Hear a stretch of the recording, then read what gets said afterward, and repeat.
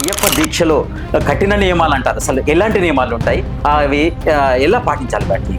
దీక్షాపరులు ఎవరైతే ఉన్నారో వాళ్ళు సూర్యోదయానికి ముందు బ్రాహ్మీ ముహూర్తంలో అంటే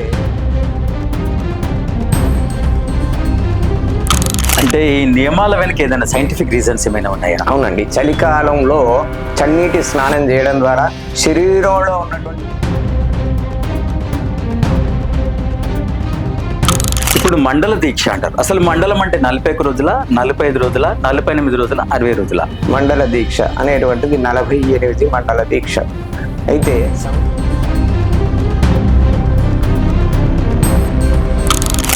ఒకటి ఋతుచక్రం ఉన్న స్త్రీలను ఈ అయ్యప్ప దీక్షలో పనికిరారు అని అంటారు. మొట్టమొదటి నుంచి కూడా మన ఇండ్లలో బహిష్టు అయినటువంటి స్త్రీ అంటే ఇప్పుడు దీక్ష మండలం రోజులే ఎందుకు చేయాలి? మండలం రోజులే చేయాలనేటువంటిది ఏమి లేదండి. 365 రోజులు కూడా ఇప్పుడు అయ్యప్ప అంటే మిగతా దీక్షల మాట పక్కన పెడితే అయ్యప్ప దీక్షలో నల్లని వస్త్రాలు ఎందుకు ధరించాలి అసలు? స్వామివారి దీక్షలో ఉన్నటువంటి వాళ్ళకి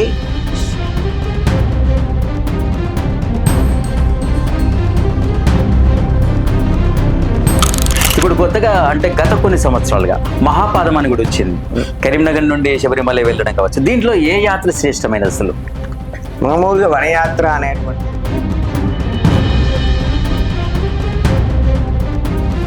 ఇప్పుడు మండల దీక్ష పూర్తి అయితేనే ఇరుముడి ఎత్తుకోవాలని కూడా ఒక గురుస్వాములు చెప్తారు. ఇప్పుడు మండల 48 రోజుల పాటు 41 రోజుల పాటు దీక్ష పూర్తి అయిన తర్వాతనే ఇరుముడి ఎత్తుకోవాలి.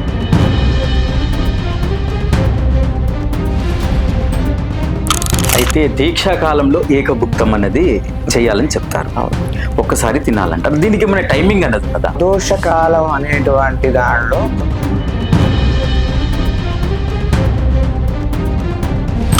అయ్యప్ప దగ్గరికి వెళ్తారు, అయ్యప్ప దర్శనం చేసుకుంటారు. తిరుగు ప్రయాణంలో తిరుపతికి వచ్చిన తర్వాత మొక్కు పెట్టుతోటి మాల విసర్జన చేస్తారు. దీన్ని సమర్థించవచ్చా? సమర్థించరాదు. ఎందుకంటే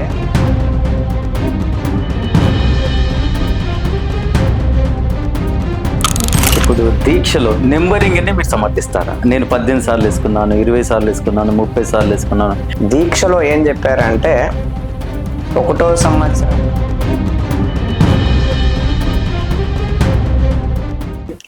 అయ్యప్ప దీక్ష అంటేనే కఠినమైన నియమాలతో కూడుకున్నదంటారు. అందులోని ధర్మ సందేహాలు కూడా అంతే కఠినంగా ఉంటాయి. కొన్ని సందేహాలకు గురుస్వాములు కూడా తర్కింపాల్సిన విషయమే. అయితే వీటికి సమాధానం ఇచ్చేందుకు మనతోటి కరీంనగర్కి చెందిన బ్రహ్మశ్రీ ప్రజ్ఞోపస్కార డాక్టర్ తాటిచర్ల హరికిషన్ శర్మ ఉన్నారు. వారిని అడిగి తెలుసుకునే ప్రయత్నం చేద్దాం. అయ్యా చెప్పండి, అసలు అయ్యప్ప దీక్షలో కఠిన నియమాలు అంటారు. అసలు ఎలాంటి నియమాలు ఉంటాయి, అవి ఎలా పాటించాలి వాటిని? స్వామి ఏ శరణం అయ్యప్ప. కఠిన నియమాలు అనేటువంటి మామూలుగా మనం నిద్ర లేవడం అనేటువంటిది ఒక్కొక్కరు 7 గంటలకు 8 గంటలకు ఇట్లా లేస్తూ ఉంటారు. కానీ దీక్షాపరులు ఎవరైతే ఉన్నారో వాళ్ళు సూర్యోదయానికి ముందు బ్రాహ్మీ ముహూర్తంలో అంటే 3 నుంచి 5 సమయంలో, ఉదయాత్ పూర్వం 3 నుంచి 5 సమయంలో నిద్ర లేచి స్నానం చేయాలి. అది కూడా చన్నీటి స్నానం చేయాలి. చన్నీటి స్నానం చేసి స్వామివారికి దీపారాధన చేసుకొని స్వామివారి యొక్క నిత్య పూజ అర్చనలు చేయవలసి ఉంటుంది. ఈ అర్చన సమయంలో ఇలానే చేస్తేనే పూజన అనేటువంటి సందేహం లేదు. ఎవరికి తోచిన విధంగా వారు అయ్యప్పను సేవించవచ్చు, కొలవవచ్చు. గణపతిని ఆరాధించాలి, సుబ్రహ్మణ్య స్వామిని ఆరాధించాలి, అయ్యప్పను ఆరాధించాలి అనేటువంటిది మనకు పూర్వం నుంచి వస్తున్నటువంటిదే. ఆ విధంగానే అందరూ కూడా అర్చన చేస్తూ ఉంటారు. ఉదయాత్పూర్వం లేచి తలస్నానం, చన్నీటి తలస్నానం చేసి, అదే మొట్టమొదలు కఠినము అనేటువంటిది ఏదైతే పదం ఉన్నదో చన్నీటి స్నానమే కఠినమైనటువంటిది. అది కూడా ఇప్పుడు ఉన్నటువంటి చలికాలంలో చన్నీటి స్నానం చేయడం అనేటువంటిది మొట్టమొదటి కఠినమైనటువంటిది అనేటువంటిది భావన అందరిలో ఉంటుంది. అయినా కూడా తరతరాలుగా వస్తున్నటువంటి ఆచార వ్యవహారాల్లో అయ్యప్ప దీక్ష అనేటువంటిది కూడా ప్రముఖమైనటువంటిది, అందరూ కూడా పాటిస్తున్నటువంటిదే.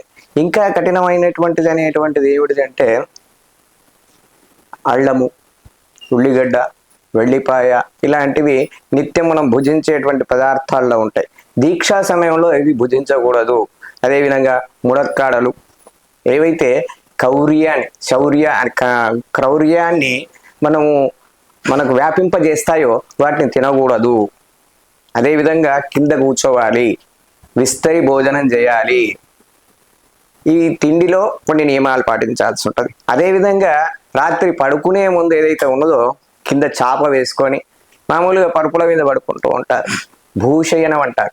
భూశయనం అంటే చాప వేసుకొని చాప మీద చిన్నగా ఏదైనా పరుచుకొని దిండు పెట్టుకోకూడదు, మామూలుగా నిద్రించాల్సి ఉంటుంది. ఇవే కఠినమైన విషయాలు తప్ప కఠినమైన నియమాలు అంటే ఏమీ లేవు. అంటే ఈ నియమాల వెనక ఏదైనా సైంటిఫిక్ రీజన్స్ ఏమైనా ఉన్నాయా? అవునండి. చలికాలంలో చన్నీటి స్నానం చేయడం ద్వారా శరీరంలో ఉన్నటువంటి ఉష్ణోగ్రతలు పెరిగే అవకాశాలు ఉంటాయని సైంటిఫిక్ రీజన్స్ కూడా ఉంటాయి. అదేవిధంగా ఈ కాలంలోనే కార్తీక మాసం కూడా వస్తుంది. చలికాలంలోనే కార్తీక మాసం వస్తుంది. కార్తీక మాసంలో మామూలుగా దీక్షాపరులు కాని వారు కూడా ఏం చేస్తుంటారు, చన్నీటి స్నానం, ఆమలిక స్నానం అంటే మనకు ఉసిరికాయలు దొరుకుతూ ఉంటాయి. ఉసిరికాయలతో ఆమలిక స్నానం అనేటువంటి చేస్తుంటారు. ఇక్కడ ఆమ్ల అనేటువంటిది ఉసిరికాయ. దాని ద్వారా మనకు ఉండేటువంటి జబ్బులు కూడా మాయమవుతాయి అనేటువంటి సైంటిఫిక్ రీజన్ కూడా ఉన్నది. కాబట్టి ఉదయాత్పూర్వం కార్తీక మాసంలో ఉదయాత్పూర్వం చన్నీటి స్నానం, ఆమలిక స్నానం చేసి దీపారాధన చేస్తూ ఉంటారు. ఈ విధంగా చేయడం ద్వారా ఉష్ణం అనేటువంటిది పెరుగుతుంది. అదేవిధంగా లోపల ఉన్నటువంటి శరీరంలో ఏదైనా జబ్బులు ఉన్నట్టయితే అవి కూడా తగ్గుతాయని మన పూర్వీకులు చెప్పారు. కాబట్టి ఆమలిక స్నానాలు చేస్తూ ఉంటారు. చన్నీటి ఆమలిక స్నానాలు చేయడం ద్వారా మనకు ఉన్నటువంటి రోగాలు కూడా తగ్గుతాయి అనేటువంటిది పెద్దల నానుడి. అంటే ఇప్పుడు మండల దీక్ష అంటారు. అసలు మండలం అంటే 41 రోజుల, 45 రోజుల, 48 రోజుల, 60 రోజుల? మండల దీక్ష అనేటువంటిది 48 మండల దీక్ష. అయితే సౌకర్యార్థం గురువులు వాళ్ళకి ఎలా చెప్తారో శిష్యుడు అదే విధంగా పాటిస్తూ ఉంటాడు. 41 రోజులనే చెప్తాను, 40 రాత్రులు నిండితేనే సరిపోతుందంటారు. కాదండి, 48 రోజులు అయితేనే మండల దీక్ష అని చెప్పుకోవాలి. అంటే ఇప్పుడు దీక్ష మండలం రోజులే ఎందుకు చేయాలి? మండలం రోజులే చేయాలనేటువంటిది ఏమి లేదండి. 365 రోజులు కూడా దీక్ష చేయవచ్చు, 108 రోజులు కూడా దీక్ష చేయవచ్చు, 61 రోజు కూడా దీక్ష చేయవచ్చు. తక్కువలో తక్కువ అంటే అతి తక్కువలో మనం దీక్షను పూర్తి చేసుకోవాలి అనేటువంటిదే వాళ్ళ మనస్సులో ఉండేటువంటి భావన. కాబట్టి ఈ మండల దీక్ష అనేటువంటిది పాటిస్తూ ఉంటారు తప్ప కేవలం మండల దీక్షనే చేయాలి అనేటువంటిది అయితే ఎక్కడ లేదు. 1 సంవత్సర కాలం కూడా దీక్ష చేయవచ్చు, అర్ధ సంవత్సరం 6 నెలలు కూడా దీక్ష చేయవచ్చు, 3 నెలలు 90 రోజులు కూడా దీక్ష చేయవచ్చు, 61 రోజులు దీక్ష చేయవచ్చు. తక్కువలో తక్కువ ఏమిటిదంటే మండల దీక్ష. ఈ మండల దీక్షను ఆ విధంగా ప్రారంభించారు తప్ప మండల దీక్షనే చేయాలనేటువంటిది అయితే ఎక్కడ కూడా రాసి లేదు. అయ్యా, ఒకటి ఋతుచక్రం ఉన్న స్త్రీలను ఈ అయ్యప్ప దీక్షలో పనికిరారు అని అంటారు. అసలు దైవం దగ్గర ఈ ఋతుచక్రం ఉన్న స్త్రీలను దూరం పెట్టడంలో ఇది వివక్ష కాదా? అది వివక్ష కాదండి. ఎందుకంటే మొట్టమొదటి నుంచి కూడా మన ఇండ్లలో బహిష్టు అయినటువంటి స్త్రీలకు 5 రోజుల కాలాన్ని పక్కన కూర్చోబెట్టి వాళ్లకు సదుపాయాలు కల్పిస్తూ ఉంటాం. వాళ్లకు నెల రోజులు వాళ్ళు చేసేటువంటి పనిలో ఒక 4 రోజులకు వాళ్ళకు విశ్రాంతి ఇవ్వడం అనేటువంటిది వెనకటి నుంచి వస్తున్నటువంటిది. ఈ కాలంలో అందరు కలుపుకు వెళ్తున్నారు తప్ప వెనకటి నుంచి వస్తున్నటువంటిది ఏమిటంటే ఋతుక్రమము వచ్చిన తర్వాత వాళ్ళతో ఏ పనులు కూడా చేయించకూడదు. ముఖ్యంగా దేవతార్చనకు సంబంధించినటువంటిది ఏ కార్యక్రమాల్లో వాళ్ళని పాల్గొనకపోవడం, పూజార్చనలు చేయకపోవడం అనేటువంటిది వెనుకటి నుంచి వస్తున్నటువంటిదే.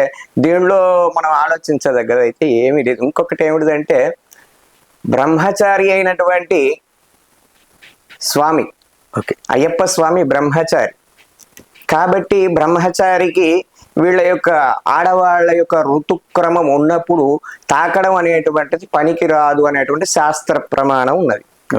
అంటే మిగతా 5 రోజులు పక్కన పెడితే మిగతా రోజులు కూడా ఉంటాయి కదా, అప్పుడు ఈ కార్యక్రమాల్లో పాల్గొనవచ్చా? ఇందాక నేను అదే చెప్పాను. బ్రహ్మచారి అయినటువంటి బాలుడు తనకి ముఖ్యంగా మొదటి నుంచి కూడా తల్లిదండ్రులతో కానీ కుటుంబ సభ్యులతో కానీ సఖ్యత అనేటువంటిది లేదు. గురువు దగ్గరికి వెళ్ళాడు, మొట్టమొదలు గురువు దగ్గర విద్యాభ్యాసానికి వెళ్ళాడు. గురుపుత్రునికి కళ్ళు వచ్చేట్టుగా చేశాడు. తర్వాత ఇంటికి వచ్చిన తర్వాత తల్లి కోరిక మేరకు పులిపాలు తీసుకురావడానికి వెళ్ళాడు. పులిపాలు తీసుకొని వచ్చి తల్లికి ఉన్నటువంటి శారీరకమైనటువంటి ఇబ్బంది ఏదైతే ఉన్నదో తలనొప్పి, దానికి సంబంధించి పులిపాలు కావాలని కోరినప్పుడు పులిపాలు తీసుకురావడానికి వెళ్ళాడు. అప్పుడే తనకు అర్థమైంది ఏమిటి అంటే, సంసార బంధనం అనేటువంటిది నాకు పనికిరాదు, నేను బ్రహ్మచారిగా ఉండి బాలునిగా ఉంటూనే నేను సన్యాసత్వం స్వీకరించి మిగతా ఉండేటువంటి వాళ్ళు ఎవరైతే ఉన్నారో వాళ్ళందరికీ భక్తులకు తన దర్శనం ఇవ్వాలి. ఇంకొకటి ఏమిటిది, మహిషి సంహారం కోసమే పుట్టినటువంటి వాడు మన అయ్యప్ప. కాబట్టి అనేది కేవలము ఒక దైవత్వమే తప్ప ఇక్కడ మళ్ళీ ఆడ మగ అనేటువంటి దాన్ని తీసుకువచ్చినప్పుడు ఋతుక్రమంలో ఉండేటువంటి వాళ్ళతో తనకు ఇబ్బందులు అనేటువంటివి ఉన్నదని శాస్త్ర ప్రమాణం చెప్పింది. కాబట్టే వాళ్ళను అంటే ప్రతిరోజు మనం చేసుకునే పూజా కార్యక్రమాల్లో వాళ్ళు చెంబులు కడిగి ఇవ్వచ్చు, పూలు తీసుకువచ్చి ఇవ్వవచ్చు, చిన్న చిన్న మన పూజకు సంబంధించినటువంటి ప్రతి కార్యక్రమంలో వాళ్ళు మనకు సేవా కార్యక్రమాలు చేయవచ్చు. ఇప్పుడు కొంతమంది దీక్ష తీసుకోగానే ఇల్లు విడిచిపెట్టిపోయి కొంతమంది స్వాములు కలిసి వేరే ఇంట్లో ఉండి అక్కడ సన్నిధానం అనేది ఏర్పాటు చేసుకుంటారు. అవకాశం లేని వారంటే పక్కన పెట్టేద్దాం, అవకాశం ఉన్న వాళ్ళు కూడా ఇల్లు విడిచిపెట్టిపోవడం ఇది ఎంతవరకు సమంజసం? అయితే ఇక్కడ మొదటి నుంచి కూడా ఏమిటిదంటే దీన్ని ఒక సన్యాసంగా స్వీకరించాలి. దీక్ష అనేటువంటి దాన్ని మనం సన్యాసం అని అనాలి. అది 40 రోజుల, 60 రోజుల, 108 రోజుల, 365 రోజుల అనేటువంటిది. ఇక్కడ కుటుంబంతో కలిసి ఉన్నప్పుడు కొంత ప్రేమ అనేటువంటిది ఉంటుంది. అక్కడ ఏమన్నా ఇబ్బంది జరగవచ్చునేమో, ఇంట్లో కలిసిమెలిసి ఉన్నప్పుడు ఏమైనా ఇబ్బంది జరగవచ్చునేమో అనేటువంటి ఆలోచన అనేటువంటిది ఉంటుంది. ఏంటంటే మానవులో మనకు సహజత్వం అనేటువంటి దానికంటే ఎక్కువ ఆలోచన జ్ఞానంలో ఉండి భార్య పక్కన ఉన్నప్పుడు విపరీతమైన ధోరణి కనుక జరగవచ్చు. అందుకే ఏం చేస్తున్నారంటే సన్యాసత్వము, ఈ దీక్షను సన్యాసత్వం అని కూడా అనవచ్చు. 40 రోజుల సన్యాసత్వము, 60 రోజుల సన్యాసత్వం ఏదైనా కావచ్చును. వాళ్ళు దీక్ష వెళ్ళి వచ్చేదాకా, శబరిమల వెళ్ళి వచ్చేదాకా ఉండేటువంటి ఆ యొక్క దీక్షలో ఎటువంటి ఇబ్బంది కలగకుండా ఉండడం కోసం అనేటువంటి భావననే ఉంటుంది తప్ప ఇంట్లో నుంచి వెళ్ళిపోయి వేరే చోట ఉండడము అనేటువంటి దానికి ప్రత్యేకమైనటువంటిది అయితే ఏమీ లేదనే అనుకోవాలి. ఇప్పుడు అయ్యప్ప అంటే మిగతా దీక్షల మాట పక్కన పెడితే అయ్యప్ప దీక్షలో నల్లని వస్త్రాలు ఎందుకు ధరించాలి? అసలు నల్లని వస్త్రాలు ధరించాలని చెప్తారు కదా, నల్లని వస్త్రాలు ఎందుకు ధరించాలి? నల్లని వస్త్రాలు, నీలి వస్త్రాలు ఎందుకు ధరించాలంటే స్వామివారి దీక్షలో ఉన్నటువంటి వాళ్ళకి శని ప్రభావం అనేటువంటిది ఉండదు. కలి ప్రభావము, శని ప్రభావము ఉండకుండా ఉండడం కోసమే ఈ నీలి వస్త్ర ధారణ చేయాలని ముఖ్యంగా మొదటి నుంచి కూడా దీక్షాపరులకు ఉద్దేశంలో ఉన్నది. ఇంకొకటి మీరు అడిగినట్టుగా అయ్యప్ప స్వాములకు నల్ల వస్త్రాలని కాకుండా ప్రతి దేవతలు ఏదైతే దీక్ష తీసుకునేటువంటిది ఉంటుంది, ఆంజనేయ స్వామి దీక్ష తీసుకున్నారనుకోండి, వాళ్ళు ఏం చేస్తారు, నారింజ రంగుకు సంబంధించినటువంటి వస్త్రాలు ధరిస్తూ ఉంటారు. అదేవిధంగా అమ్మవారి దీక్షలో ఎర్రనివి, అవును, అదేవిధంగా శివమాలలో గోధుమ రంగువి, ఇవన్నీ కూడా ధరిస్తూ ఉంటారు. ఆయా దేవతల స్వరూపానికి సంబంధించినటువంటి వస్త్రాలను ధరించాలనేటువంటి శాస్త్ర ప్రమాణం ప్రకారమే ఈ విధంగా నల్లని వస్త్రాలు ధరించడం అనేటువంటిది ఉంటుంది. ఇంకోటి కొంతమంది స్వాములు, అందరూ నేను అనట్లేదు, పాలివారు మనిస్తే వాళ్ళకు మాకు మాటలు లేవు, వాళ్ళకు మాకు బంధుత్వాలు లేవు, రాకపోకలు లేవు అని చెప్పేసి దీక్షలు కొనసాగుతారు. దీనిపై మీరేమంటారు? అసలు దీన్ని మీరు సమర్థిస్తారా? పనికిరాదండి, ఆ విధంగా చేయడం అసలు పనికిరాదు. ఎందుకంటే చస్తే 10 రోజులు, పుడితే 10 రోజులు. అంటే ఎవరైతే జననం జరుగుతుందో వాళ్ళకి పురుడు అంటారు. ఈ పురుడు 10 రాత్రులు ఉండాల్సిందే పాలివాళ్ళు. అదేవిధంగా చనిపోయినప్పుడు 10 దిన కర్మ అయ్యేంత వరకు పాలివాళ్ళు 10 రాత్రులు వెళ్ళే వరకు ప్రతి పాలివాళ్ళు సూతకం అనేటువంటి దాన్ని పాటించవలసిందే. ఇంకొకటి, తండ్రి మరణించినా తల్లి మరణించినా ఏడాది వరకు దీక్ష పనికిరాదు. అదేవిధంగా ఒకే చోట ఉండి ఒకే కుటుంబంగా ఉండి అందరు కలిసిమెలిసి ఉన్నటువంటి ఇంట్లో అన్న మరణించిన, వదిన మరణించిన, తమ్ముడు మరణించిన, మరదలు మరణించినా కూడా ఏడాది వరకు ఈ దీక్ష అనేటువంటిది తీసుకోకూడదు అనేటువంటిదే శాస్త్ర ప్రమాణం. అయితే ఇప్పుడు అయ్యప్పలో కొత్తగా అంటే పంబా నుంచి చిన్న పదం అని నడవలేని వారు చిన్న పదం అని వెళ్ళిపోతారు. యాక్చువల్లీ సాంప్రదాయ మార్గం వనయాత్ర అంటారు. ఏది అక్కడ ఎరిమేలి నుండి సన్నిధానం వరకు అదొకటి. ఇప్పుడు కొత్తగా అంటే గత కొన్ని సంవత్సరాలుగా మహాపాదం అని కూడా వచ్చింది. కరీంనగర్ నుండి శబరిమల వెళ్ళడం కావచ్చు. దీంట్లో ఏ యాత్ర శ్రేష్టమైనది అసలు? మామూలుగా వనయాత్ర అనేటువంటిది శ్రేయస్కరమైనటువంటిది. మరి ఇబ్బందికరంగా ఉన్నట్టయితే పంబా నుంచి సన్నిధానం వరకు అనేటువంటిది వెళ్ళాలి. ఇప్పుడు మీరు చెప్పినట్టుగా మహాపాదం అనేటువంటిది అది ఎవరికి ఉద్దేశం ప్రకారం వాళ్ళు చేస్తున్నటువంటిదే కానీ శాస్త్ర ప్రమాణం అయితే కాదు. అంటే నేను కాంట్రవర్సీ ఏం పోవట్లేదు. ఇప్పుడు మండల దీక్ష పూర్తి అయితేనే ఇరుముడి ఎత్తుకోవాలని కూడా ఒక గురుస్వాములు చెప్తారు. ఇప్పుడు మండల 48 రోజుల పాటు 41 రోజుల పాటు దీక్ష పూర్తి అయిన తర్వాతనే ఇరుముడి ఎత్తుకోవాలి. కానీ మహాపాద యాత్ర చేసేవారు అదే రోజు మాల వేసుకుని అదే రోజు ఇరుముడి వేసుకుని బయలుదేరుతారు. మనం అడిగితే మా మండల దీక్ష మొత్తం కూడా మా పాదయాత్రలో పూర్తవుతుంది అంటారు. దీన్ని ఎంతవరకు సమర్థించవాలి? అయితే ఇక్కడ మండల దీక్ష అన్న తర్వాత మనం ఇరుముడి అనేటువంటి ఒక పదాన్ని మనం స్వామివారికి సమర్పించడం కోసం అయితే తీసుకువెళ్తుంటాం. ఈ ఇరుముడిని మండల దీక్ష ఉన్నటువంటి దీక్షాపరుడు ఆ దీక్ష అయిపోయిన రోజున నుంచి 41వ రోజున తను ఇరుముడి ఎత్తుకొని స్వామివారి దగ్గరికి వెళ్తూ ఉంటారు. కానీ ఈ మహాపాద యాత్ర వాళ్ళు 41 రోజులు ఇరుముడి మోస్తున్నారు. ఇక్కడ ఈ స్వామి దీక్ష అయిపోయిన ఒక రోజు మాత్రమే ఇరుముడి మోస్తున్నాడు. కానీ మహాపాదయాత్రలో ఉన్న స్వాములు 41 రోజులు ఇరుముడి మోస్తున్నారు. స్వామివారికి సమర్పించడానికి తీసుకువెళ్తున్నటువంటి ప్రతి పదార్థాన్ని వాళ్ళు తన ఇంటి నుంచి తన ఊరు నుంచి తను బయలుదేరిన దగ్గర నుంచి తీసుకువెళ్ళి స్వామివారికి సమర్పిస్తున్నారు. అంటే మనం ఇంటి దగ్గర నుంచే తీసుకువెళ్తున్నాం కానీ మోయడం అనేటువంటిది కొన్ని గంటలు మాత్రమే మనం మోస్తున్నాము. కానీ మహాపాదయాత్ర వాళ్ళు తీసుకువెళ్తున్నటువంటి ఇక్కడి నుంచే ఇరుముడి తీసుకువెళ్తున్నారు కాబట్టి దానిలో ఇబ్బంది కానీ తప్పు కానీ ఏమీ లేదు. అయితే దీక్షా కాలంలో ఏకభుక్తం అన్నది చేయాలని చెప్తారు. ఒక్కసారి తినాలంటారు. దీనికి ఏమైనా టైమింగ్ అన్నది ఉన్నదా? ఎందుకంటే సోమవారం ప్రదోష వ్రతం వాళ్ళు కూడా ఉంటారు. ఈ ప్రదోష వ్రతం చేసేవారు సాయంత్రమే తినాలి. మరి అయ్యప్ప దీక్ష కోసం ఈ వ్రతాన్ని విడిచిపెట్టాలా లేకపోతే సాయంత్రం తినే అవకాశం ఏమైనా ఉందా? ప్రదోష కాలం అనేటువంటి దానిలో కొంతమందికి మాత్రమే ఈ ప్రదోష కాలం అనేటువంటిది ఉన్నది. సాంప్రదాయ ప్రకారం అంటే వాళ్ళ పూర్వీకుల నుంచి వస్తున్న దాన్ని మాత్రమే వాళ్ళు పాటిస్తున్నారు ప్రదోషం. మిగతా వాళ్ళు 40 రోజుల కాలం మాత్రమే దీక్షను తీసుకుంటారు. ప్రదోష కాలం ఉండేటువంటి వాళ్ళు ఎవరైతే ఉంటారో సాయంకాల సమయంలోనే భోజనం చేయాలి. ప్రదోషం ఉన్నవాళ్ళు తప్పకుండా సాయంకాలం భోజనం చేయవచ్చు. అదేవిధంగా నిత్యం చేస్తున్నట్టుగా అల్పాహార సేవనం కూడా చేయవచ్చు. అంటే భోజనమే చేయాలని కానీ అల్పాహారమే చేయాలని కానీ లేదు. వారి వారి ఆరోగ్యరీత్యా సాయంత్రం భోజనం చేస్తేనే తనకు సరిపోతుంది, మందులు వేసుకునే వాళ్ళు ఉంటారు. తను భోజనమే చేయాలి. అటువంటి సమయంలో ప్రదోష సమయంలో భోజనం చేసినట్టయితే తప్పేమీ లేదు. అదేవిధంగా నేను ఉదయం నుంచి సాయంత్రం వరకు నిష్టగా ఉన్నాను, ప్రతిరోజు నేను దీక్షాకాలంలో సాయంత్రం నేను అల్పాహారం చేస్తున్నాను అనుకున్న వారు ఎవరైతే ఉన్నారో వాళ్ళు అల్పాహారం కూడా చేయవచ్చు. ప్రదోషాన్ని ప్రదోషంగా పాటించవచ్చు. కొంతమంది మాత్రమే ప్రదోష కాలంలో భోజనం చేస్తుంటారు, వాళ్ళు భోజనం చేయవచ్చు. ప్రదోష కాలంలో అల్పాహారం కూడా చేయవచ్చు. అయితే సాయంత్రం 5 గంటల తర్వాత ఘన పదార్థాలను పక్కన పెడితే ద్రవ పదార్థాలు కూడా తీసుకోవద్దని కూడా చెప్తారు. అసలు ద్రవానికి తప్పు లేదని అంటారు. సాయంత్రం అయిన తర్వాత ద్రవ పదార్థాలు ఎందుకు తీసుకోవద్దు? ప్రతి ద్రవ పదార్థము అన్నప్పుడు మంచినీటి సేవనం అయితే పూజా కార్యక్రమం వరకు మంచినీటి సేవనం అయితే చేయవచ్చు. మళ్ళీ ఇక్కడ ఏమవుతుందంటే ద్రవము అన్న తర్వాత కొందరు కాఫీలు, టీలు, పాలు ఇవన్నీ తాగుతూ ఉంటారు.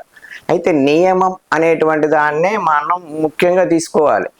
నియమములో ఏదైతే ఉన్నదో దాని సమయం కూడా తీసుకోవాలి. నియమంతో పాటు సమయాన్ని కూడా మనం తీసుకోవాల్సి వస్తుంది. ఈ ఫలానా సమయం వరకే మనం ఈ నియమం, ఈ ఫలానా సమయం తర్వాత మనం ఈ నియమం పాటించాలి అనేటువంటిది ఒకటి ఉంటుంది. మధ్యాహ్న భోజనం ఏదైతే ఉన్నదో 12 గంటల నుంచి 4 లోపు చేయాలి భోజనం. దాని తర్వాత భోజనం చేయకూడదు. అప్పుడు సూర్యాస్తమయ సమయం జరుగుతూ ఉంటుంది. మళ్ళీ ఇందాక మీరు అడిగినట్టుగా ప్రదోషకాలం అన్నారు. ప్రదోషకాలంలో అంటే చీకటి పడ్డ తర్వాత ప్రదోషకాలం. ఈ 4 నుంచి 6 మధ్యలో ఏదైతే ఉన్నదో అప్పటి ఆ సమయంలో అల్పాహారం కానీ, మంచినీళ్ళు కానీ, ఛాయలు కానీ, కాఫీలు కానీ, పాలు కానీ తాగినట్టయితే కడుపు నిండా ఉండి పూజా సమయం వరకు కడుపు అనేటువంటిది ఖాళీగా ఉండాలి. ఎందుకు? ఆ చేస్తున్నటువంటి పూజా సమయంలో ఆవలింతలు రావడము, తిన్నటువంటి పదార్థం గొంతులోకి రావడం ద్వారా పూజా నియమాలు విరుద్ధంగా మారుతాయి. కాబట్టే ఈ విధంగా మనం 4 లోపే భోజనం చేయాలి, అదేవిధంగా 5 గంటల లోపే ద్రవ పదార్థాలు తీసుకోవాలి అనేటువంటి నియమం అనేటువంటిది మొదటి నుంచి తీసుకున్నటువంటిది. దీక్షా కాలంలో సబ్బులు షాంపూలు వాడచ్చు. సబ్బులు షాంపూలు వాడవచ్చు. అయితే కొన్ని కండిషనర్స్ ఉంటాయి, వాటికి సంబంధించి మనకి మామూలుగా ఏదైతే గట్టి పిండి అనేటువంటిది ఒకటి ఉంటుంది, అది పూసుకున్నట్టయితే కూడా శరీరం బాగానే ఉంటుంది. కానీ మనం అలవాట్లకు బానిసలం అయిపోయాం. ఏ విధంగా? చిన్నప్పుడు తల్లి పెట్టినప్పుడు గట్టి పిండి పెట్టింది, తర్వాత మనం సబ్బులోకి వచ్చిన తర్వాత శరీర తత్వాలను బట్టి కొంతమందికి వాసన కూడా వస్తుంటుంది, శరీరం వాసన వస్తూ ఉంటుంటుంది, పక్కవాడికి ఇబ్బంది కూడా కలుగుతూ ఉంటుంది. కాబట్టి కొన్ని వేపాకులకు సంబంధించినటువంటి సబ్బులు కావచ్చు, హమాం సబ్బు లాంటివి అలాంటివి ఉంటాయి కదా, అవి వాడడం అయితే తప్పులేదు. అదేవిధంగా కుక్కిడికాయ రసం వాడడం అయితే శ్రేయస్కరం. షాంపూల కంటే భిన్నంగా కుక్కిడికాయలు ఏదైతే ఉంటాయో వాటిని తలకు పెట్టుకోవడం అయితే తప్పైతే కాదు. షాంపూలు ఎందుకు వాడకూడదంటే దానిలో కోడిగుడ్డుకు సంబంధించినటువంటి కొన్ని సొనలు కలుస్తాయి అనేటువంటి నానుడు ఉన్నది. కాబట్టి ఆ షాంపూలు వాడకపోవడం అనేటువంటిది మంచి. సబ్బు అయితే వాడవచ్చు, కానీ షాంపూల దగ్గరికి వచ్చిన తర్వాత షాంపూలు వాడకపోవడమే మంచిది అనేటువంటిది ఉన్నది. అంటే దీక్షా కాలంలో కేశము నఖము జుట్టు కానీ గోర్లు కానీ కత్తిరించుకోవద్దు అంటారు. ఓకే, జుట్టు అంటే అది శాస్త్రమే చెప్పింది, కానీ గోర్లు కత్తిరించుకోవద్దని ఏ శాస్త్రం కూడా చెప్పలేదు కదా. అసలు ఈ జుట్టు ఎందుకు కట్ చేసుకోవద్దు, కేశం అంటే గోర్లు ఎందుకు కట్ చేసుకోవద్దు? ఇక్కడ మనం ముందే చెప్పుకున్నాం, మనం సన్యాసులం. దీక్షా కాలంలో సన్యాసి ఏ విధంగానైతే ఉంటాడో నఖశిఖ పర్యంతం మనం అన్నీ కూడా పెంచుతూనే ఉండాలి. ఎప్పుడైతే మళ్ళీ దీక్ష విరమణ అవుతుందో సన్యాసత్వాన్ని నుంచి బయటకు వచ్చినామన్న విడుదలైనామన్నమాట. ఈ సన్యాసి ఏ విధంగా ఉంటాడు? మనం చూసినట్టయితే సన్యాసులు జడలు కట్టుకొని పోయినటువంటి వెంట్రుకలతో, ఇంత పెద్ద పెద్ద గడ్డాలతో, ఇంత పెద్ద పెద్ద గోళ్లతో, కాళ్లకు ఉన్నటువంటి గోళ్లతో ఈ విధంగా ఎట్లనైతే ఉంటారో మనం కూడా ఈ 40 రోజుల దీక్షను సన్యాసత్వంగానే తీసుకోవాలి. ఆ సమయంలో మనం ఏం చేయాలి? తల వెంట్రుకలు తీసుకోకూడదు, అదేవిధంగా గడ్డం చేసుకోకూడదు, గోళ్ళు తీయకూడదు. ఇవన్నీ కూడా నియమాలు. ఈ నియమాలను తప్పకుండా పాటించాల్సిందే. కొంతమంది స్వాములు అంటే అందరినట్లే కొంతమంది స్వాములు 40 అంటే మండల దివస నిష్టగా చేస్తారు. అయ్యప్ప దగ్గరికి వెళ్తారు, అయ్యప్ప దర్శనం చేసుకుంటారు. తిరుగు ప్రయాణంలో తిరుపతికి వచ్చిన తర్వాత మొక్కు పెట్టుతోటి మాల విసర్జన చేస్తారు. దీన్ని సమర్థించవచ్చా? సమర్థించరాదు. ఎందుకంటే మాతాపిత గురు దైవం అనేటువంటిది ఏదైతే ఉన్నదో, మనకు ఏ పూజా కార్యక్రమాలు చేసినా కూడా మొట్టమొదలు పెళ్లి కాని వారు ఎవరైతే ఉన్నారో వాళ్ళ తల్లిదండ్రుల యొక్క అనుమతి తీసుకోవాలి. తర్వాత పెళ్ళయిన తర్వాత తల్లిదండ్రులు ఉన్నప్పటికీ తనతో పాటు భార్యను కూడా అడిగిన తర్వాతనే దీక్షను తీసుకోవాలి. తదనంతరం దీక్షానంతరం ఏదైతే ఉన్నదో వెనుకటి నుంచి వస్తున్నటువంటిది ఏమిటిదంటే తల్లితోనే మాలా విసర్జన చేయాలి అనేటువంటిది వెనకటి నుంచి ఉన్నది. వీళ్ళు ఏం ఆలోచిస్తారంటే 40 రోజుల కాలం పూర్తయిపోయింది, వస్తూ నాకు స్వామివారి దర్శనం కూడా చేసుకోవాలి. ఈ పెంచుకున్నటువంటి గడ్డాలు మీసాలు ఏవైతే ఉన్నాయో 2 అంటే ఒకే దీక్ష కాలంలో ఇరు దేవుళ్లకు సమర్పణ అనేటువంటిది జరుగుతుంది అనేటువంటి ఆలోచనతోని ఎందుకు తిరుపతికి వచ్చేటప్పుడు తిరుపతికి వెళ్ళి దర్శనం చేసుకొని గుండు చేసుకొని మాల విరమణ చేయాలి అనేటువంటి ఆలోచనలో ఉంటారు. అదైతే మనం సమర్థించదగ్గదైతే కాదు. ఇంటికి వచ్చిన తర్వాత తల్లి ఉంటే తల్లితో, లేదా కూతురు తనకు పుట్టినటువంటి కూతురుతో, వీళ్ళెవరూ లేనప్పుడు గురుస్వామితో గుడికి వెళ్ళి గురుస్వామితో కూడా మాల విరమణ చేయాలి. ఇది శాస్త్ర ప్రమాణం, వెనుకటి నుంచి వస్తున్నటువంటిది. ఈ మధ్య కాలంలో కొంతమంది గురుస్వాములు ఈ విధంగా చేయడం తప్పు లేదు అనడం ద్వారా శిష్యులు ఈ విధంగా ప్రవర్తిస్తున్నారు తప్ప వారి సదుద్దేశం అయితే అది కాదు. 2 అంటే ఒకే సమయంలో 2 పూర్తవుతాయి అనేటువంటి మనస్సులో భావన ఉండడం ద్వారానే వాళ్ళు తిరుపతిలో వాళ్ళు మాల విరమణ చేసి ఆ విధంగా చేయడం జరుగుతున్నది. కొన్ని సందర్భాల్లో దీక్షలో ఉన్నప్పుడు కొన్ని సందర్భాలు నీళ్ళే కావచ్చు, అనుకోకుండా చెయ్యి తాగొచ్చు, లేకపోతే కొంచెం ఒత్తిడి పెరిగి మాల పెరిగిపోయిన సందర్భాలు కూడా ఉంటాయి. మాల ఏదైతే మనము దీక్ష చేపట్టిన మాల ఉంటుందో అది పెరిగిపోయిన సందర్భాలు ఉంటాయి. ఇదేమన్నా దోషం అవుతుందా? దోషం కాదు. ఎందుకంటే మనం నిద్రిస్తున్న సమయంలో ఒకేలా పడుకోవడం అనేటువంటిది సాధ్యమైనటువంటిది కాదు. అటు ఇటు మనం నిద్రలో అటు ఇటు జరుగుతూ ఉంటాం. ఆ సమయంలో మీరు అన్నట్టుగా నాణ్యత లేకపోవచ్చు, ఇతర కారణాల వల్ల కావచ్చు. మాల గనక చిన్నగా విరిగినట్లయితే మళ్ళీ ఉపమాల అనేటువంటిది వేసుకున్నట్లయితే తప్పు లేదు. అయ్యో మాల పెరిగిపోయిందే, ఈ విధంగా చేయడం ద్వారా నా కుటుంబానికి ఏదో అవుతుంది కావచ్చు, నాకేమన్నా అవుతుంది కావచ్చు, నాకు ఒక పోట్రాయి దాకినా కూడా అలాంటి అనుమానమే రావచ్చు. కానీ అదంతా నిజమైనటువంటిది కాదు. అందుకే ఉపమాల కూడా వేసుకుంటూ ఉంటారు. ఉపమాల వేసుకున్నట్టయితే తప్పు లేదు. ఒకే మాల సమయంలో కూడా అది విరిగినట్లయితే దానికైతే దోషం అనేటువంటిది ఏమీ ఉండదు. ఎందుకంటే దీక్షాపరుడు ఆల్రెడీ తన శరీరం మీదనే స్వామివారిని ఉంచుకున్నాడు. మనం చెప్పుకుంటాం తత్వమసి. తత్వమసి అంటే దేవుడు జీవుడు ఒకటే. ఎలా అంటే మామూలుగా మన పేరు ఏమైతే ఉంటుందో అంజన్న అని ఉన్నారనుకోండి, అంజన్న అని పిలుస్తారు. అదే దీక్ష తదనంతరం దీక్ష వేసుకోగానే అంజన్న స్వామి అని పిలుస్తారు. ఏ విధంగా వెంకటేశ్వర స్వామి, ఆంజనేయ స్వామి, రాజరాజేశ్వర స్వామి అని ఎట్లయితే పిలుస్తారో, స్వాములను కూడా ఆ ఉన్నటువంటి ఎదురుగా ఉన్నటువంటి వ్యక్తి దేవుడితో సమానంగా ఎదుటి వాళ్ళని పిలుపులో కూడా మార్పు వస్తుంది. మళ్ళీ దీక్ష విరమణ కాగానే అదే అంజన్నను అంజన్న అనే పిలుస్తారు. ఇప్పుడు ఆంజనేయ స్వామి, అంజన్న స్వామి అని పిలిచినటువంటి వ్యక్తులు దీక్ష విరమణ కాగానే మళ్ళీ ఏమని పిలుస్తూ ఉంటారు? అంజన్న అనే పిలుస్తూ ఉంటారు. అవసరం అనుకుంటే ఇంకా చనువేకుంటే అంజిగా అని కూడా పిలుస్తూ ఉంటారు. కాబట్టి దీక్షలో ఉన్నటువంటి స్వామికి ఏదైతే ఉన్నదో ఎటువంటి ఇబ్బందులు అనేటువంటివి ఉండవు. తానే స్వామి, స్వామి తాను అని తత్వమసి అనేటువంటి ఒకే పదం ద్వారా స్వామివారు తెలియజేయడం జరిగింది. మన శబరిమల వెళ్తే మనకు కనబడుతుంటది తత్వమసి అని ఉంటుంది. దేవుడే జీవుడు, జీవుడే దేవుడు అనేటువంటి అర్థం వచ్చేలా తత్వమసి అనేటువంటిది అక్కడ మనం శబరిమల వెళ్ళినప్పుడు కనిపిస్తూ ఉంటుంది. అయితే భర్త దీక్షలో ఉన్నప్పుడు భార్య తరపు బంధువులు, భార్య తరపు దగ్గర బంధువులు వారెవరైనా మరణిస్తే మా భర్త దీక్షలో ఉన్నాడు నేను వెళ్ళొద్దు అనేది ఏమన్నా ఉంటుందా? వెళ్ళి రావచ్చా? తప్పకుండా వెళ్ళి రావాలి.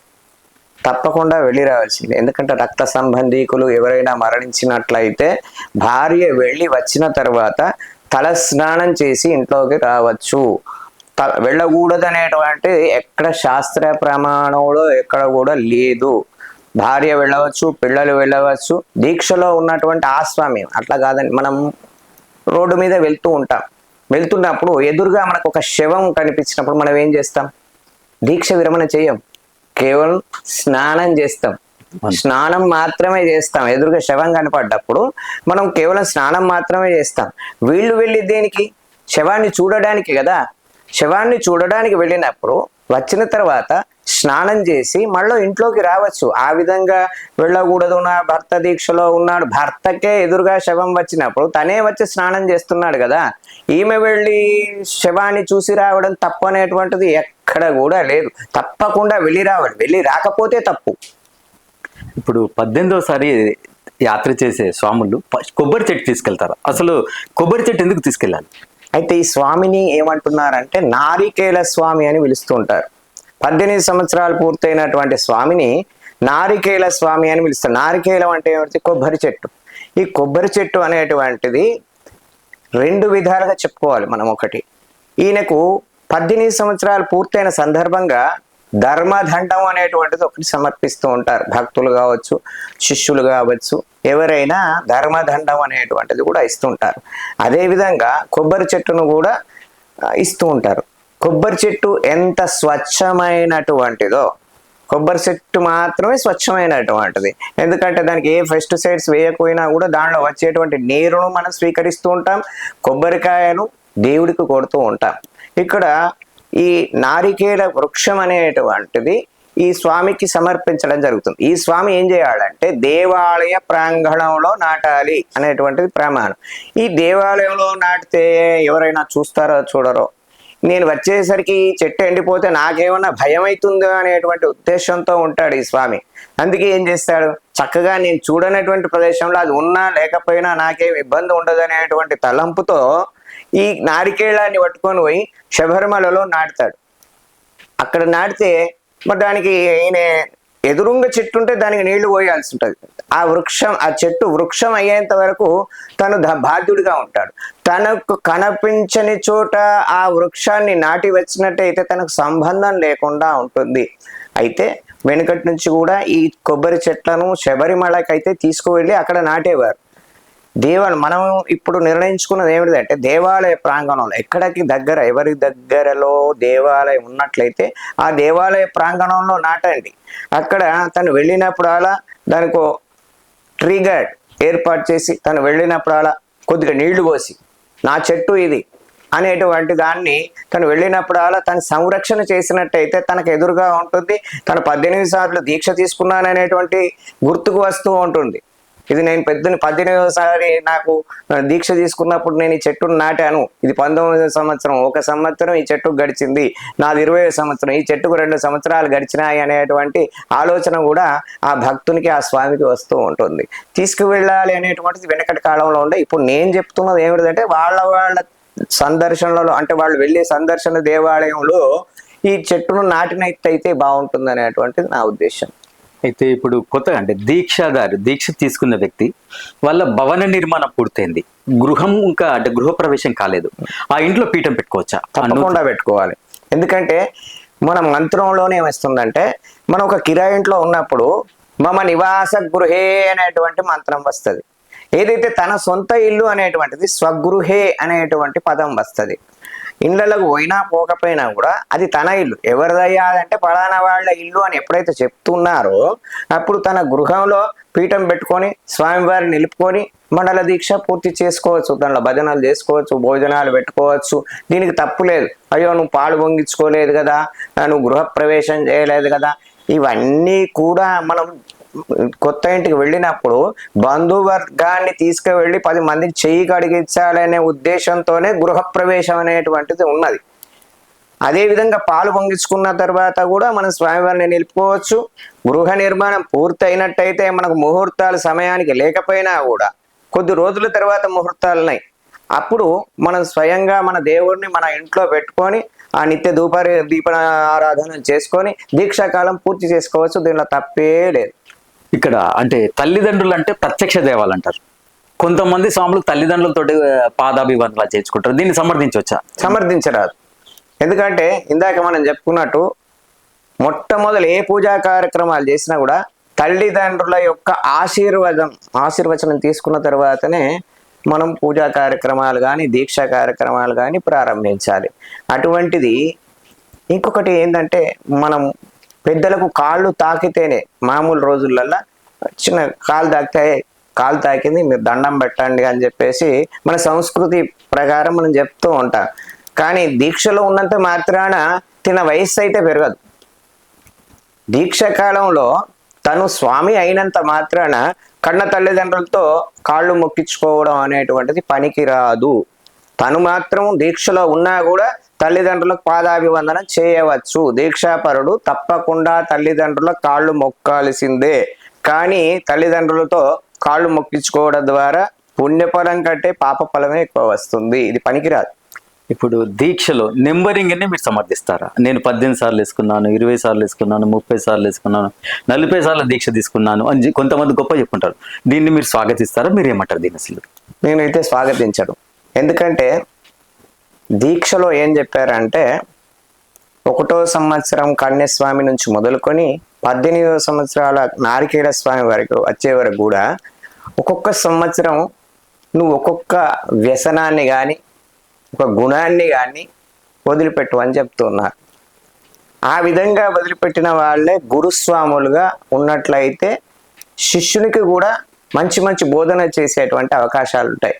కానీ అహంభావం అనేటువంటిది పనికిరాదు. నేను ఎన్నిసార్లు తీసుకున్నాను, నేను చెప్పినదే మాట వేదము, నేను చెప్పినటువంటిదే మీరు పాటించాలి, నేను ఏ విధంగా మెలగమంటే ఆ విధంగానే మెలగాలి అనేటువంటి అహంభావంతో ఏ గురుస్వామి ప్రవర్తించినా కూడా అది పనికిరాదనేటువంటిదే నేను చెప్తూ ఉంటాను తప్ప, దీనికి నెంబరింగ్స్ అనేటువంటిది నీ దీక్ష కోసం నువ్వు నేను దీక్ష చేస్తున్నా అనేటువంటి భావనతో భక్తితో మనం దీక్ష తీసుకోవాలి. కానీ ఈ సంవత్సరం తీసుకుంటే నాది 7వసారి అవుతుంది, వచ్చే సంవత్సరం తీసుకుంటే 8వసారి అవుతుంది, ఇంకా 2 సంవత్సరాల్లో నాది 18 పూర్తి అవుతుంది, అందరికంటే నేను ఎక్కువ స్థాయిలో ఉన్నాను, 20-30 సార్లు దీక్ష తీసుకున్నాను, నేను చెప్పినటువంటిదే వినాలి అనేటువంటిది ఎవరి దగ్గర అయితే ఉంటుందో అది అహంభావం కిందకే వస్తుంది తప్ప గురుస్వామిలో అహంభావం ఉండకూడదు అనేటువంటిది నేను చెప్తూ ఉంటాను. ఎందుకంటే గురువు ఎలా ప్రవర్తిస్తాడో శిష్యుడు అలాగే ప్రవర్తిస్తుంటాడు. మా గురువు గారు ఇట్లాగే చెప్పారు అంటుంటాడు. అప్పుడు మీ గురువు ఎవరన్నప్పుడు ఆ శిష్యుడు ఏదో చేశాడు తుంటరితన చేసిన తర్వాత ఎవరా మీ గురువు గిట్లనే చెప్పిండా నీకు అంటే అవును మా గురువు ఇట్లనే చెప్పిండే, మీ గురువు పేరు ఏమిటిది అన్నప్పుడు ఈ పేరు చెప్పినప్పుడు అక్కడ వాళ్ళకి ఏమనిపిస్తుంది, పలానా గురువు గారు ఫలానా శిష్యుడిని ఈ విధంగా ప్రవర్తించమని చెప్పినాడట అన్నప్పుడు ఏ విధంగా ఉంటుంది, గురువుగారి పేరు బదనాం అవుతుంది తప్ప అక్కడ గురువు గారికి పేరు తీసుకొచ్చేటువంటి అవకాశాలు అయితే ఉండవు. కాబట్టి గురువులు అనేటువంటి వాళ్ళు శిష్యులకు సత్ప్రవర్తన బోధన అనేటువంటిది చేయాలి తప్ప అహంభావం చూపించకూడదు. కొంతమంది స్వాములు అందరూ నేను అట్లా కొంతమంది స్వామి ఉదయం అంటే 3:30-4 గంటలకు లేస్తారు, స్వామి వారికి దీపారాధన పూజ చేస్తారు, ఆ తర్వాత మళ్ళీ పడుకోవచ్చా? పడుకోకూడదు. కొంతమంది స్వాములు పడుకుంటున్నారు, దీన్ని మీరు ఎలా అని చెప్తారు? మధ్యాహ్నం భోజన తర్వాత కూడా పడుకోవడం అనేటువంటిది నిషిద్ధమైనటువంటిదే. నేను ముందు నుంచి చెప్తూనే ఉన్నాను, ఏమిటిదంటే సన్యాసం అనేటువంటి దానిలో ఏకభుక్తం భూషయనం అనేటువంటిది ఉన్నది. మధ్యాహ్న సమయంలో కానీ ఉదయం సమయంలో కానీ భక్తితో కీర్తనలు పాడాలి, భజన చేయాలి, లేదా ఆ స్వామి వాళ్ళకి సంబంధించినటువంటి సహస్రనామాచరణం అష్టోత్తరాలు ఇలాంటివి ఉంటూ ఉంటాయి. ప్రతి స్వామికి అమ్మవార్లకు కానివ్వండి స్వామివార్లకు కానివ్వండి వాళ్ళకి సంబంధించిన స్తోత్ర రత్నావళులు అన్నింటి కూడా ఉంటుంటాయి. ఆ సమయంలో అవన్నీ భజన చేయాలి, పాటలు పాడాలి, నేర్చుకోవాలి, పూజ చేయాలి, ఇలా చేయమని చెప్పారు. కానీ ఏ సమయం దొరికితే ఆ సమయంలో నిద్రించడం అనేటువంటిది పాపంతో కూడుకున్నదే తప్ప దాని ద్వారా పుణ్యం అయితే రాదు అని చెప్పవచ్చు. చివరిగా అండి, మీరు గురుస్వామి అది పక్కన పెడితే వేద పండితులు ప్లస్ బ్రాహ్మణోత్తములు దీక్షాదారులకు మీరు ఎలాంటి సలహాలు సూచనలు ఇవ్వాలి? నేను ఇందాక నుంచి చెప్తున్నటువంటిది ఏమిటిదంటే గురుస్వామి అనేటువంటిది నెంబరింగ్ కాదు. మొట్టమొదటి నుంచి చెప్తున్నటువంటిది ఏమిటిదంటే గురుస్వామి అనేటువంటిది శిష్యునికి సత్ప్రవర్తన నేర్పాలే తప్ప ఈ విధంగా చెయ్యి తప్పు లేదు అనేటువంటిది ఏది కూడా శిష్యునికి నేర్పకూడదు. పొద్దున్న 3 గంటలకు లేచేటువంటి స్వామి 3 గంటలకు లేవాలి. ఒకరోజు 7 గంటలకు లేచినట్టయితే ఈ విధంగా చేయడం తప్పు అని చెప్పాలి తప్ప గురువే 7 గంటలకు లేచి నువ్వు అన్నీ పూర్తి అయ్యి నువ్వు అన్నీ రెడీ చేసిన తర్వాత నేను స్నానం చేసి వచ్చి నేను పూజ చేస్తా, నేను హారతి ఇస్తా, మీరు హారతి తీసుకుంటే సరిపోతుంది అని ఎవరైతే అంటారో అది పనికిరానటువంటి ముచ్చట. ఈ సంవత్సరం ఈయన గురుస్వామి, తనకు 5 సంవత్సరాల తర్వాత ఈ కన్యస్వామి గురుస్వామి అవుతాడు. అప్పుడు ఏం చేస్తాడు, తను ఏదైతే ప్రవర్తించాడో తన శిష్యులకు కూడా అలాగే ప్రవర్తించమని చెప్తూ ఉంటాడు. అంటే పరంపర ఇది. ముందు తన గురువు ఏ విధంగా చెప్పాడో తిని ఏ విధంగా పాటించాడో రేపు రాబోయే తన శిష్యులకు కూడా అవే బోధిస్తూ ఉంటాడు. నేను ఈ విధంగానే పాటించిన, అప్పుడు నన్ను ఎవరు కూడా ఏం అనలేదు, ఏమన్నంటే నా పేరు చెప్పండి, ఈ విధంగానే ప్రవర్తించండి అని గురుస్వామి అయినా చెప్పినట్టయితే అది తప్పు అవుతుంది తప్ప తన నియమావళి ఏదైతే ఉంటుందో నియమావళిని ప్రతి శిష్యుడు ప్రతి గురువు పాటించాల్సిందే. గురువు పాటిస్తేనే శిష్యుడు పాటిస్తూ ఉంటాడు. గురువు అన్నం విడిచిపెట్టిండు అనుకోండి, శిష్యుడు కూడా విడిచిపెడుతూ ఉంటాడు. ఆయన నా శిష్యుడు, ఆయన ఏమో అనకుండి అనేటువంటి అందరిలో అన్నప్పుడు అప్పుడు అహంభావం వస్తుంటది. మళ్ళీ కూడా అక్కడ అహంభావం అనేటువంటిది వస్తుంటది. ఆ గురువుని తీసినటువంటి ఈ శిష్యుడు కూడా ఆ విధంగానే ప్రవర్తిస్తాడు తప్ప గురువును మించిన శిష్యుడు అవుతాడు తప్ప గురువు ఏ విధంగా చెప్పాడు, నేను ఏ విధంగా ప్రవర్తిస్తున్నాడని ఆయన తను ఆలోచించాడు. తను ప్రవర్తించిన తీరుగానే నేను ప్రవర్తిస్తానని అనుకుంటాడు. కానీ అది తప్పేమో, గురుగారు చెప్పినా కూడా నేను అందరు ఈ విధంగా ప్రవర్తిస్తున్నాను, నేను ఈ విధంగా ప్రవర్తించడమే మంచిదని ఏ శిష్యుడైతే అనుకుంటాడో ఆ శిష్యుడికి భగవంతుని యొక్క అనుగ్రహం ఉంటుంది తప్ప గురువు గారికి అనుగ్రహం ఉండదు. గురువు లాగా ప్రవర్తించినట్టయితే శిష్యునికి కూడా అనుగ్రహం అనేటువంటిది ఉండదు. ఓకే అండి, థ్యాంక్ యూ అండి. ఇదండి కరీంనగర్ చెందిన గురుస్వామి బ్రహ్మశ్రీ ప్రజ్ఞోపస్కార డాక్టర్ తాడిచెర్ల హరికిషన్ శర్మ గురుస్వామి మనోగతం. అయ్యప్ప భక్తులందరూ కూడా దీక్షదారులు ఎవరైతే దీక్ష స్వీకరిస్తారో వారంతా కూడా నిష్టగా తమ దీక్షను పాటించి దీక్షను ఆచరించి హరిహర సుతుడు అయ్యప్ప స్వామి అనుగ్రహానికి కృపాపాత్రులు కావాలని కూడా సూచిస్తున్న పరిస్థితి ఉన్నాయి. ఇది ప్రస్తుతం మరో ఇంటర్వ్యూతో మరోసారి మీతో కలుస్తాం. మీ ప్రవీణ్ ఎరబాటి.